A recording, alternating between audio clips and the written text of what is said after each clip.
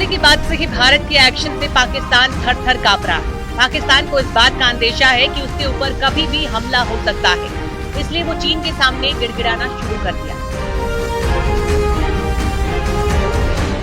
सूत्रों के मुताबिक पाकिस्तान के गिड़गिड़ाने के बाद चीन उसकी मदद करने के लिए तैयार हो गया है। खुफिया एजेंसियों के सूत्रों ने बताया कि चीन जल्द ही टैंकों की एक शिपमेंट पाकिस्तान के कराची शहर के लिए रवाना करेगा।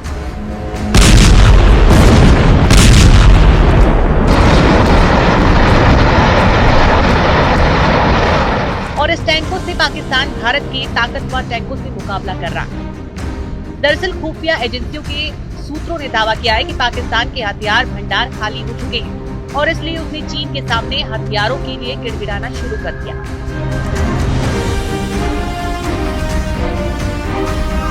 पाकिस्तान इस बात से अच्छी तरह वाकिफ है कि जमीनी लड़ाई में वो हिंदुस्तान की सेना के आगे कहीं नहीं टिकता। उसके पास जो टैंक है वो भारत के भीष्म और अर्जुन नाम के टैंक के आगे कहीं नहीं ठहरते, इसलिए उसने चीन के VT-4 टैंक खरीदने की डील की। अब चीन के VT-4 टैंक की भीष्म टैंक से तुलना करें तो ये चाइनीज टैंक भीष्म के सामने कहीं नहीं ठहरता।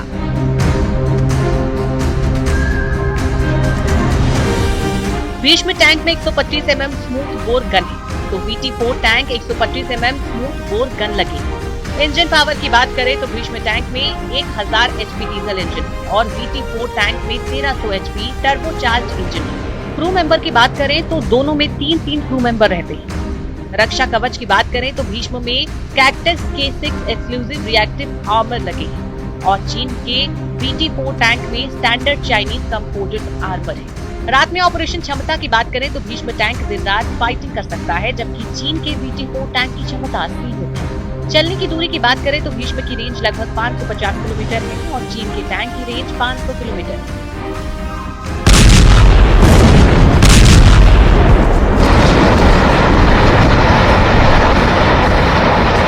यानी चीन का टैंक पाने के बाद भी पाकिस्तान ताकतवर नहीं हो पाएगा।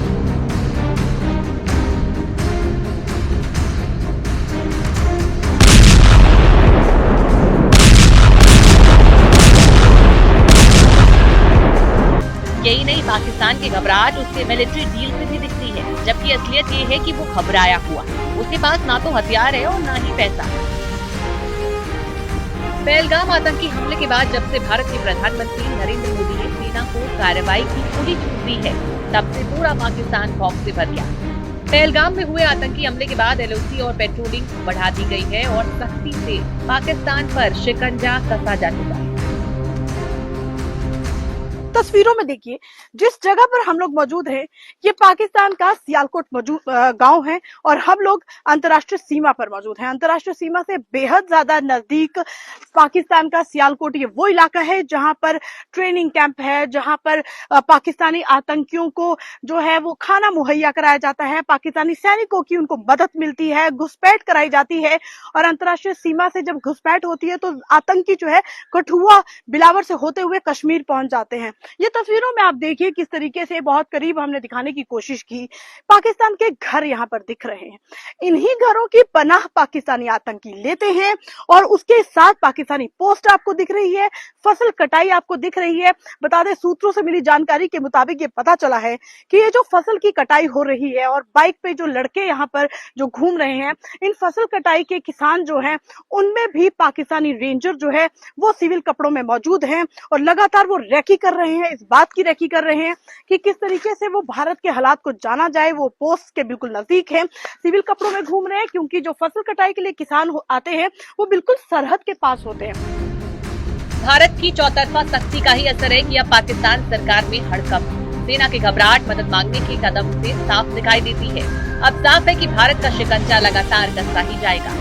नेटवर्क 18 की टीम पहुंच गई है लाइन ऑफ कंट्रोल से बहुत पास, और जब हम यहां से गुजर रहे थे हमें ये बॉर्डर सिक्योरिटी फोर्स की टुकड़ी देखी है, ये लॉन्ग रेंज पेट्रोल पे निकले हैं। लॉन्ग रेंज पेट्रोल का मतलब होता है 4 घंटे से भी ज्यादा का वक्त जब ये लगातार बिता रहे हैं इन बर्फीली चोटियों पर। हम आपको नहीं बता रहे हैं कि एग्जैक्टली ये LRP कहां से आ रही है और कहां जा रही है, क्योंकि सुरक्षा की दृष्टि से ये बताना ठीक नहीं होगा। बट पिछले कुछ दिनों में हम सबने देखा है कैसे पाकिस्तान ऑक्यूपाइड कश्मीर में लाइन ऑफ कंट्रोल की दूसरी तरफ पाकिस्तान ने मोर्चा बंदी कर ली है। उनकी पाकिस्तानी आर्मी ने बताया है कि वो तैयारी अपनी पूरी रखी हुई है और लगातार, चाहे वो कुपवाड़ा हो, चाहे बारामूला हो, अखनूर सेक्टर हो, ये सारे जो लाइन ऑफ कंट्रोल के आसपास के इलाके हैं, उरी, वहां स्मॉल आर्म से सीज फायर वायलेशन हर रात चल रही है और काफी मुश्किल है यहाँ पे चल पाना। एक एक कदम जमा कर यहाँ पे चलने की कोशिश कर रही हूँ मैं।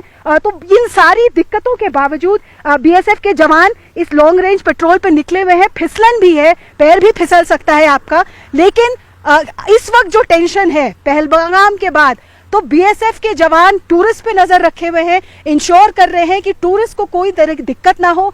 और पूरे जम्मू एंड कश्मीर में इस वक्त Indian army, BSF, CRPF, Jammu and Kashmir police हर कोने, हर चप्पे पे लगे हुए हैं ताकि जो घटना पहलगाम में हुई वो रिपीट ना हो और जो भी रिस्पॉन्सिबल हो उन्हें जल्द से जल्द सबक सिखाया जा सके।